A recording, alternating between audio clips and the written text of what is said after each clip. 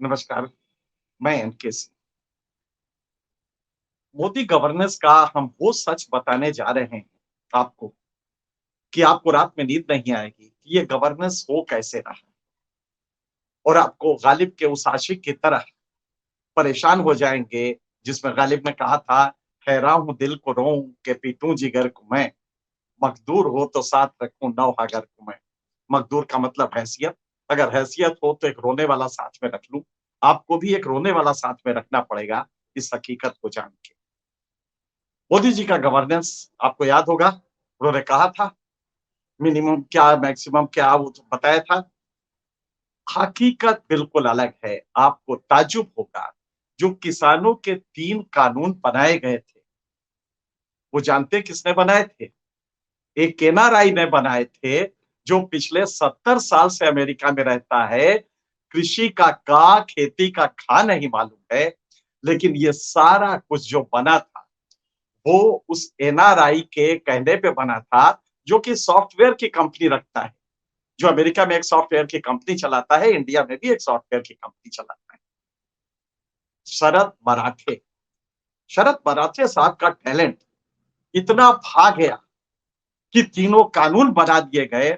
और सच बताएं, अगर ये कानून पारित हो जाता, ये तो कहिए किसानों का दम की नहीं हुआ, तो आज वो सारे किसान अपनी खेती से दूर होते और अपने खेती की जगह मजदूर होके वो जिंदा रहते।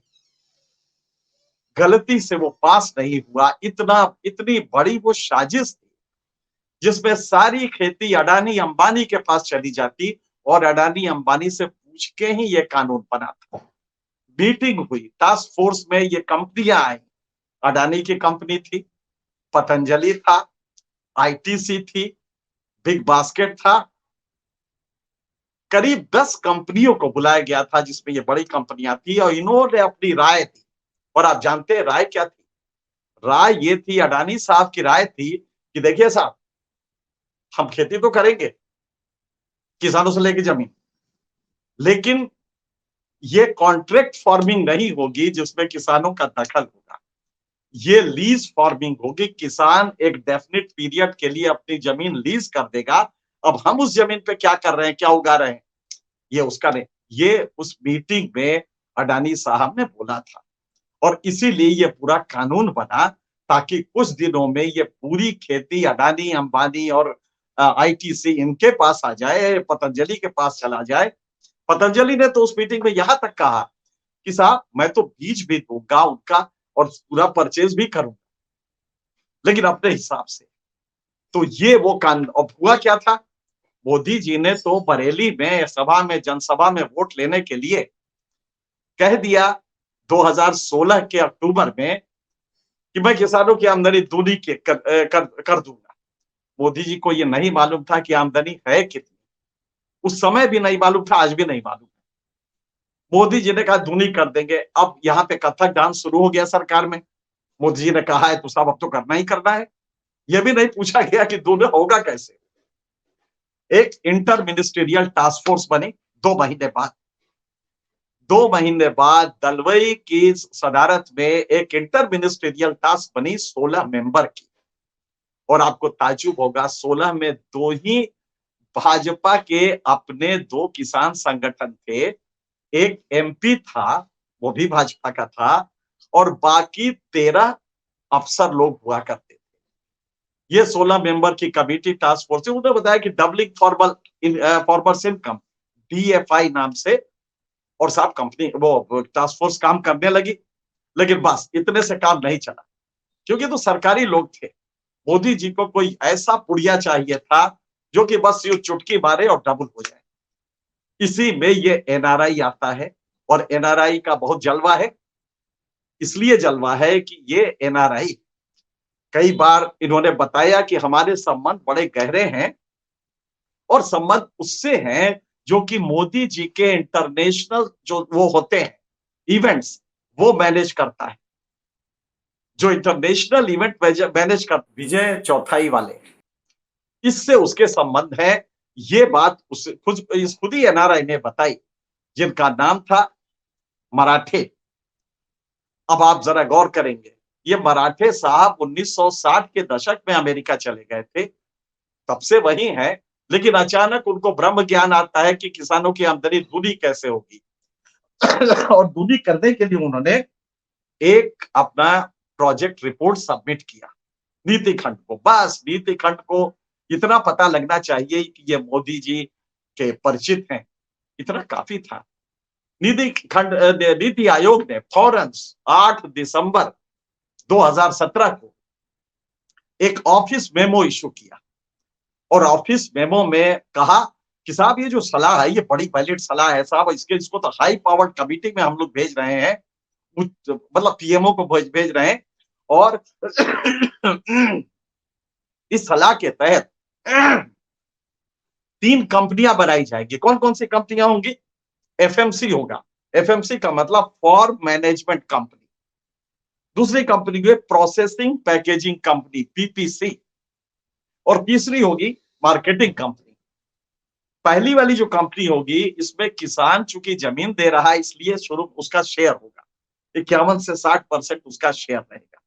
लेकिन खैर उस शेयर वेयर का कोई मतलब नहीं था, क्योंकि बाकी जो प्रोसेसिंग और मैनेजमेंट है, खरीदना, किसान के खेत में क्या पैदा हो रहा है एक तो वो भी नहीं डिसाइड करेगा, और ये भी नहीं होगा कि मार्केटिंग कहां होगी।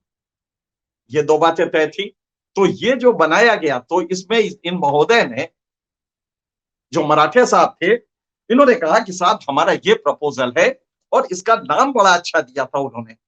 तो जो ऑफिस मेमोरेंडम में नीति आयोग ने शीर्षक हेडिंग दी थी, जो सारे चारों तरफ सर्कुलेट हुआ, उसका नाम था DFI, doubling farmers income dash market driven agri linked business model, market driven agri linked business model. और इसी के तहत वो तीनों कानून बनाए गए। अब हुआ कि साहब इंटर मिनिस्ट्रियल टास्क फोर्स काम कर रहा था, लेकिन मोदी जी को इससे भरोसा नहीं था। एक नया टास्क फोर्स बनाया गया जिसमें 16 मेंबर थे, लेकिन 7 मेंबर ये साहब मराठे साहब जो एनआरआई थे इन्होंने चुना था।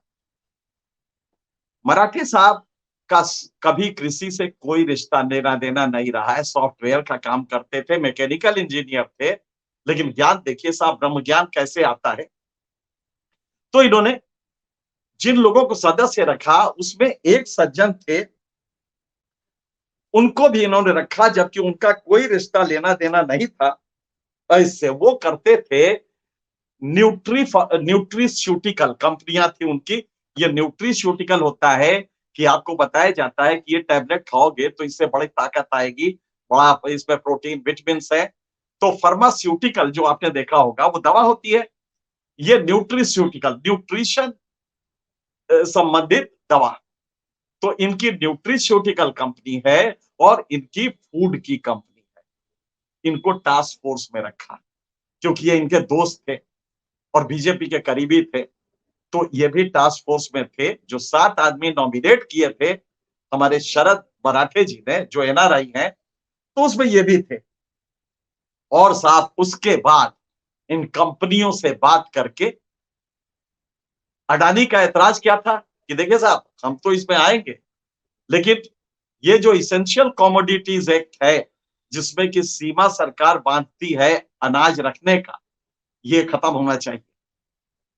क्योंकि ये रहेगा तो असली बात क्या थी कि होर्डिंग करेंगे, किसानों से सस्ते दाम पे खरीदेंगे अपना माल, इनवॉइस चेंज करेंगे, और उसके बाद इसे होल्ड करके मार्केट जब ऊपर आ जाएगा तो इसको बेचेंगे। कुल मिला के किसान कंगाल हो जाता, अडानी आसमान पे पहुंच जाते। ये पूरा ये साजिश थी। आप समझे कितना गहरा ये था। किसानों की आमदनी दूनी करने का ये तरीका आपने निकाला। एनआरआई एक बैठा हुआ जिसको कृषि का का नहीं मालूम, खेती का का नहीं मालूम, वो आपको बताएगा कि कृषि कानून कैसा होगा, खेती कैसे होगी। एक भी किसान संगठन आपको नहीं मिला, न तो पहले वाले टास्क फोर्स पे, और दूसरा जिसके कोई कारण नहीं था, दूसरा क्यों रखा जाए जब एक टास्क फोर्स है तो, और वो इंटर मिनिस्ट्रियल टास्क फोर्स है। तो आपने एक और टास्क फोर्स बनाया जो सारे इंडस्ट्री से बात, कॉर्पोरेट से बात कर रहा था कि कानून कैसा हो, किसान से बात नहीं किया। और ये तीनों कानून लाके करना क्या चाहते थे?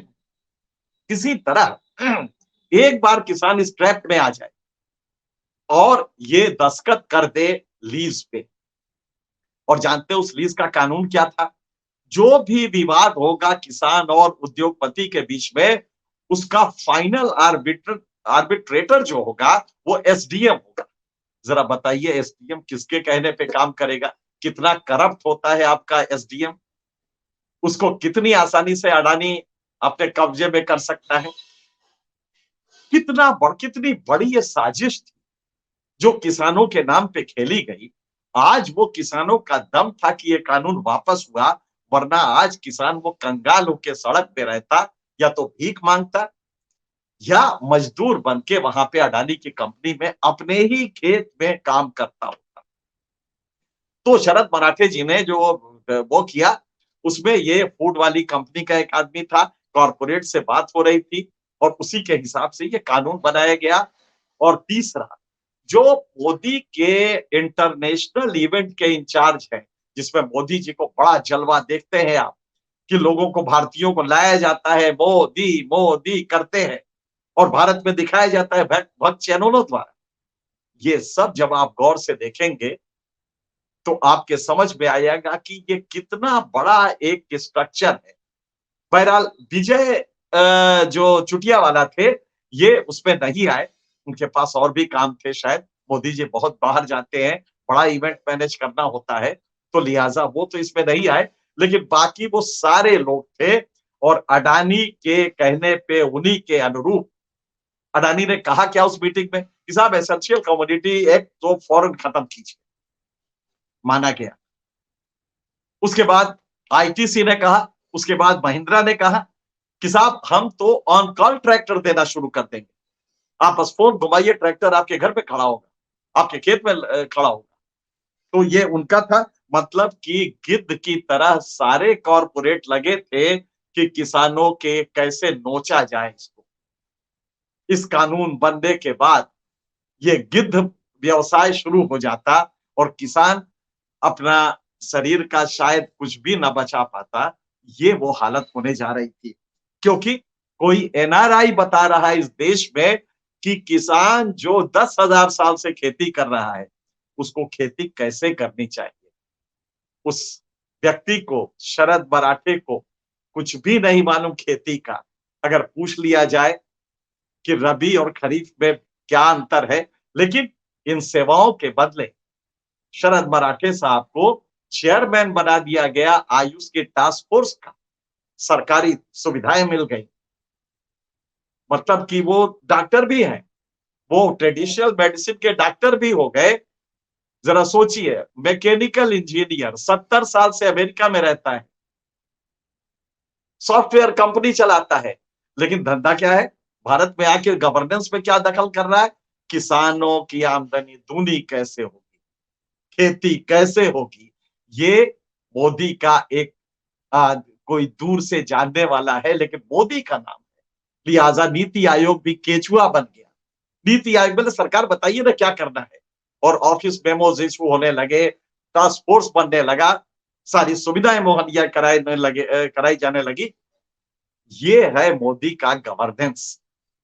ये गहराई से अगर आप समझेंगे तो ये समझ जाएंगे ये हम कितना महफूज हैं इस देश में, जिसको हम भारत माता कहते हैं। उस भारत माता के साथ क्या क्या, कैसे कैसे आप कैजुअलनेस कर रहे हैं कि भारत माता हमारी कराह रही होंगी कि ये हमारे बच्चे हैं जो कि गवर्नेंस के नाम पे इस तरह से कर रहे हैं। Modi governance, Modi model of governance, minimum government maximum governance, क्या क्या नारे दिए थे आपने।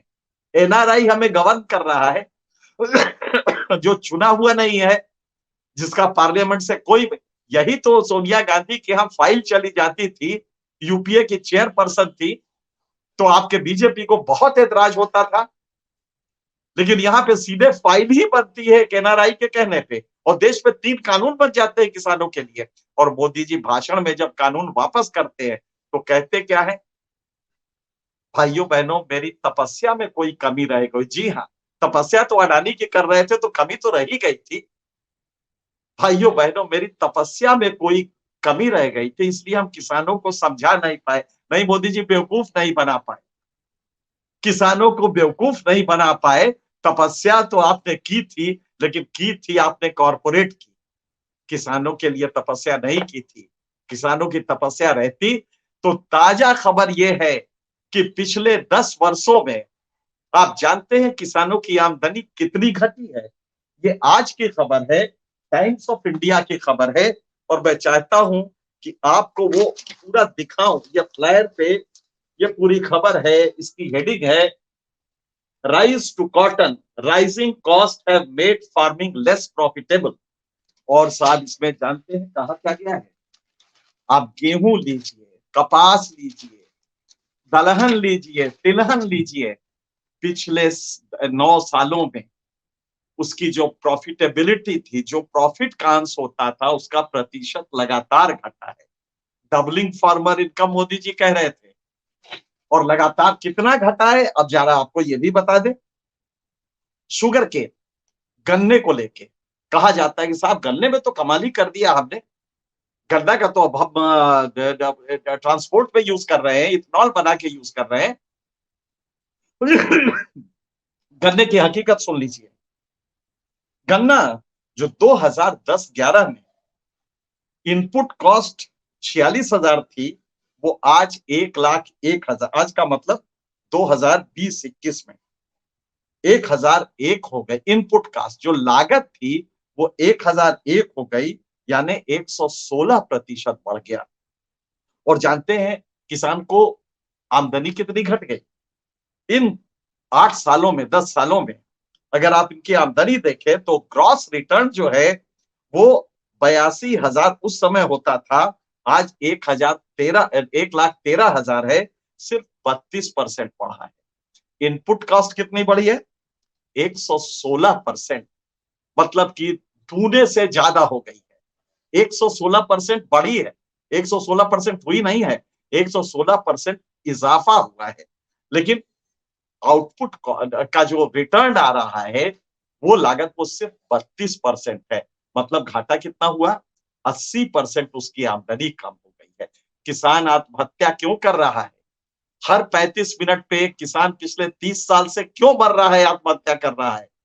मोदी जी इसको समझिए, वो कंगाल हो गया है। और आप आमदनी दूनी करने के लिए, वोट वोट पाने के लिए आमदनी दूनी करने का नारा दे रहे हैं।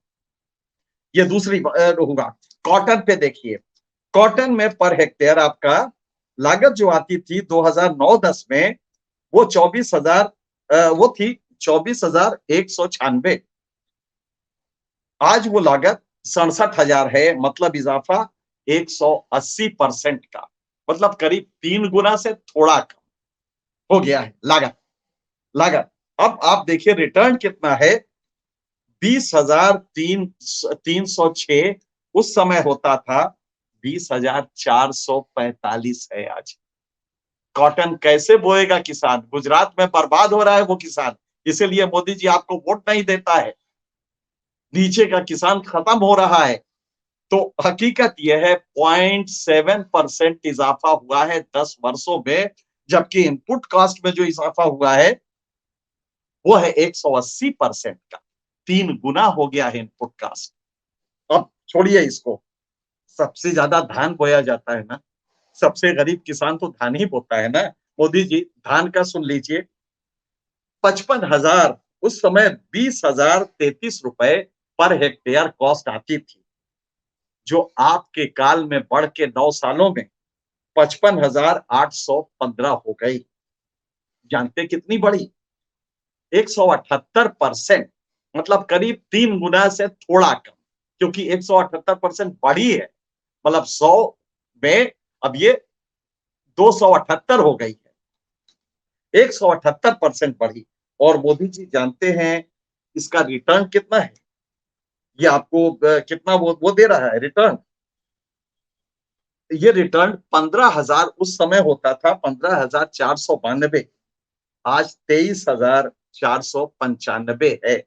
सिर्फ 51% बढ़ा है। सोचिए, 178% इजाफा हुआ है इनपुट कॉस्ट में, और जो रिटर्न बढ़ा है वो 51%, मतलब कि वो घाटे में जा रहा है। लगातार उसकी आमदनी कम हो रही। यही गेहूं का है, यही अन्य जिनसों का है। कहां से वो किसान जिंदा रहेगा? जिंदा नहीं रहेगा। यही नहीं, जो कर्ज है उसका वो बढ़ता गया है इस काल में। इस काल में उसका कर्ज बढ़ता गया है। नतीजा क्या होता है कि जब सरकारी लोग आते हैं उसका सामान उठाने, उसकी खेत कुर्क कराने आते हैं, तो कुछ नहीं करता। बगल वाले आम के पेड़ से लटक के अगले दिन सवेरे जब लोग देखने जाते हैं, तो प्रेमचंद का होरी आम से लटका हुआ मिलता है। मोदी जी, ये है आपका गवर्नेंस, ये है एग्रीकल्चर, जिसमें कि आज आपके 80 करोड़ लोग लगे हैं, सस्टेनेंस ले रहे हैं, आजीविका चला रहे हैं, और जिसका वादा था कि आप उनकी आमदनी दोगुनी करेंगे। मोदी जानते कितनी हुई है इन 10 सालों में? उस समय आपको ताज्जुब होगा कि उस समय करीब 7,000 आमदनी थी। जो अभी लेटेस्ट जो एसएएस का डाटा आया है, 2 साल पहले का उसमें फिगर है, उसमें कहा गया है कि 10,218 रुपए। 9 साल में जब आपने दूनी करने को कहा था, उस वो साल 2016 है, और 2022 में आपने कहा था दूनी हो जाए। जिस साल आप ये बोल रहे थे उस साल की आमदनी बताया जाता है कि 8,000 कुछ रुपए, आज 10,218 है। जानते हैं मोदी जी कितनी कम हुई है? इन तमाम सालों में कितनी कम हुई है? क्योंकि हकीकत यह है कि इसमें कृषि से आमदनी जो 48% 10 साल पहले थी, वो घट के 38% हो गई है, और वो मजदूर हो गया है। दरअसल वो मजदूर के रूप में जो कमा रहा है वो 4,000 है उसकी आमदनी, जबकि खेती से जो कमा रहे हैं वो 3,700 रुपया है।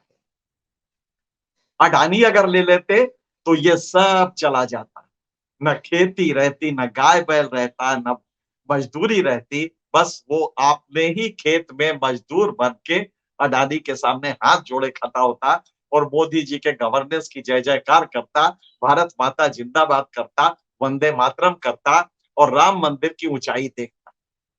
ये आपका गवर्नेंस है मोदी जी।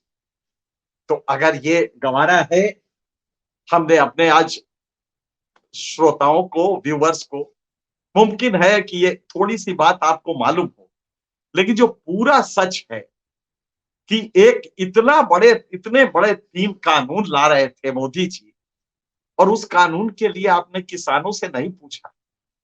वो कानून आ रहा था तो सिर्फ एक आदमी के कहने पे, कोई एनआरआई था जो कि आयुर्वेदिक में भी, आयुष में भी चेयरमैन हो सकता है टास्क फोर्स का, और जो बताता है कि हमें होम्योपैथी में रिसर्च बढ़ानी है। मैंने देखा, उसका एक वीडियो देखा, उसके वीडियो में था कि आयुर्वेद होम्योपैथी का रिसर्च बढ़ाना है। होम्योपैथी का रिसर्च बढ़ाना है, तो होम्योपैथी क्या भारत का है? लेकिन हमें एनआरआईज पे ज्यादा विश्वास है, क्योंकि अमेरिका में गोरे साहबों के पास रहते हैं ना। मोदी जी, गोरे साहब का ये जो शौक है आपका, वहां पे जाके अपने इवेंट इंटरनेशनल कराना, गोरों को इंप्रेस करना, ये आपको मुबारक हो।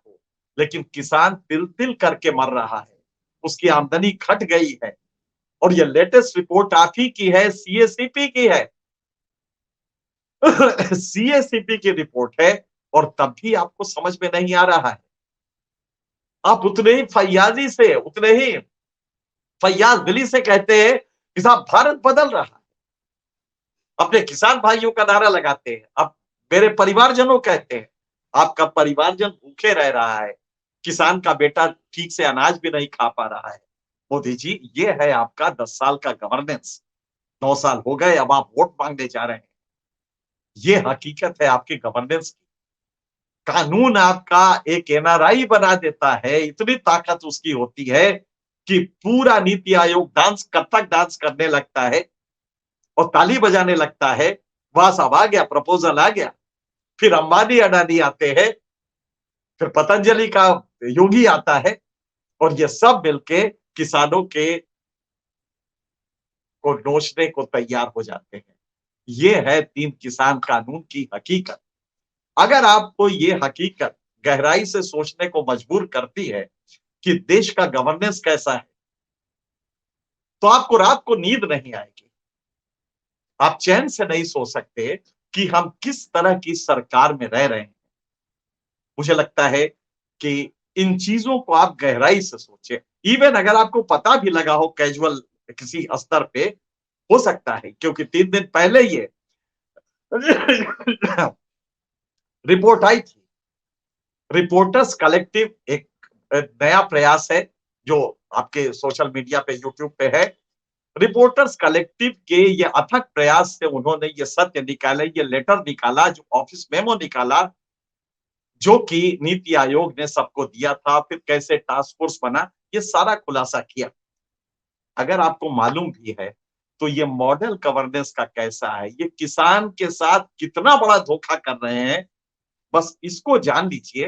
हो सकता है आप किसान ना हो, आप शहरी संस्कृति में, लेकिन अगर ये किसानों के साथ किया जा सकता है तो कोई बचेगा नहीं। ये अडानी और अंबानी के पंजे से, predatory instinct of this corporate houses, जो शिकारी उनके पंजे हैं, उनसे बच नहीं पाएंगे आप। बहबूदी, अपना कल्याण अगर आपको देखना है तो पलट के देखना होगा कि मोदी मॉडल ऑफ गवर्नेंस है कैसा। और जिस दिन आप पूरी तरह इसको समझ जाएंगे, उस दिन शायद आपको अपने ऊपर घृणा होने लगे कि मैंने ये 9 साल झेला कैसे। फिलहाल इतना ही। किसी और मुद्दे पे आपसे फिर मुखातिब होंगे। तब तक के लिए